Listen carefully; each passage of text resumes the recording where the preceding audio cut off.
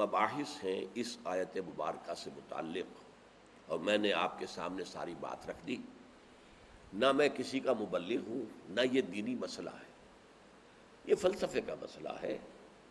اب فلسفے میں بہت سے مسائل ایسے پیدا ہو گئے، سائنس کے مسائل ہیں کہ جو کتاب و سنت یا کم سے کم حدیث کی بعض چیزوں سے ٹکراتے ہیں۔ اب اس میں آدمی غور کرے گا، سوچے گا۔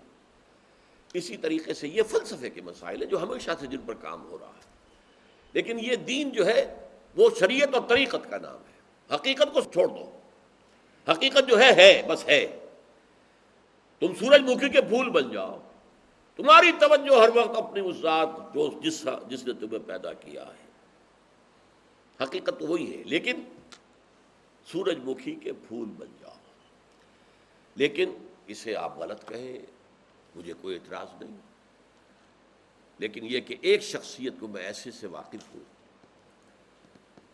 جو اہل حدیث بھی کٹر تھے اور صوفی بھی بڑے تھے۔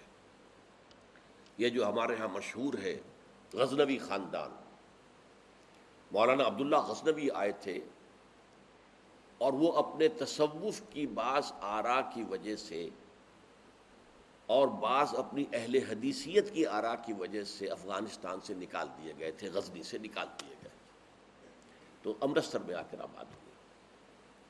ان کی اولاد ہے یہ غزنوی خاندان۔ ان میں مولانا داؤد غزنوی رحمۃ اللہ علیہ سے میرا بڑا قرب رہا ہے۔ ان کے پھر بیٹے تھے ابو بکر غزنوی، وہ معروف ہے، کافی لوگ ان سے واقف ہوں گے۔ داؤد غزنوی رحمۃ اللہ علیہ یہ دو متضاد چیزوں کا مجموعہ تھے، تصوف بھی اور اہل حدیثیت بھی۔ عام طور پر اہل حدیث کی ساری توجہ ظاہر پر رہتی ہے، وہ باطن میں جھانکتے ہی نہیں، اندر نہیں جاتے، فلسفے سے کوئی تعلق نہیں۔ لیکن فلسفہ اور تصوف یہ جڑے ہوئے آپس میں چولی دامن کے ساتھ۔ انہوں نے ایک دفعہ منٹگمری میں، جو اب سائیوال کہلاتا ہے، آ کر تقریر کی۔ اہل حدیث مسجد تھی، میں بھی گیا ہوا تھا سننے کے لیے۔ انہوں نے وہ اہل حدیث نوجوانوں سے کہہ رہے تھے کہ دیکھو تم اپنے مسلک پر قائم رہو، ہم غیر مقلد ہیں، ہم کسی کے مقلد نہیں ہیں، نہ ابو حنیفہ کے نہ مالک کے، لیکن کبھی بھی ان ائمہ کی توہین نہ کرنا۔ یہ ہمارے عام نوجوان جو کہتے ہیں ابو حنیفہ کو کیا پتا تھا، ابو حنیفہ کے پاس تو علم ہی نہیں تھا، ابو حنیفہ تو جو ہے علم حدیث میں کورے، یہ توہین کے الفاظ کبھی استعمال نہ کرو۔ اچھا، اس وعظ کے ساتھ انہوں نے مثال دی کہ دیکھیے شیخ محی الدین ابن عربی رحمۃ اللہ علیہ کے سب سے بڑے مخالف شیخ احمد سرہندی رحمۃ اللہ علیہ تھے، دونوں کے لیے رحمۃ اللہ علیہ کہا۔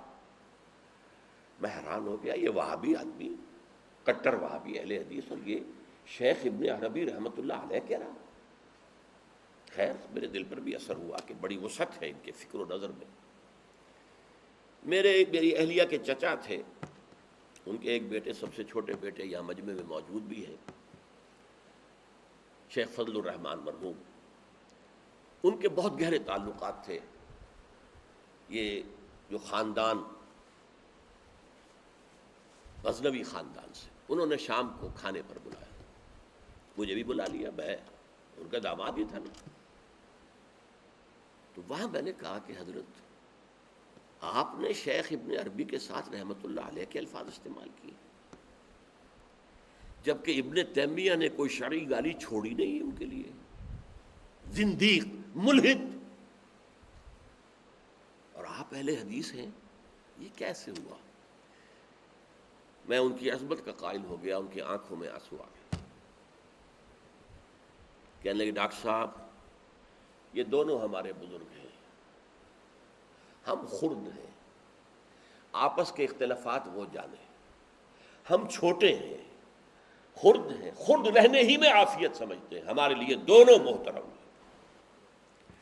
اور مسجد میں انہوں نے ایک مثال بیان کی تھی کہ شیخ احمد سرہندی رحمۃ اللہ علیہ نے شیخ ابن عربی کے بارے میں اپنے مکتوبات میں لکھا ہے، ما ذل بردار خان ایشانم لیکن چکنم معاملہ صفات باری تعالی است، کہ ہم شیخ ابن عربی کے دسترخوان کے جھوٹے ٹکڑے کھانے والوں میں سے ہیں۔ کون کہہ رہا ہے؟ مجدد الفسانی کہہ رہا ہے۔ ماں ذل بردار خان ایشانم،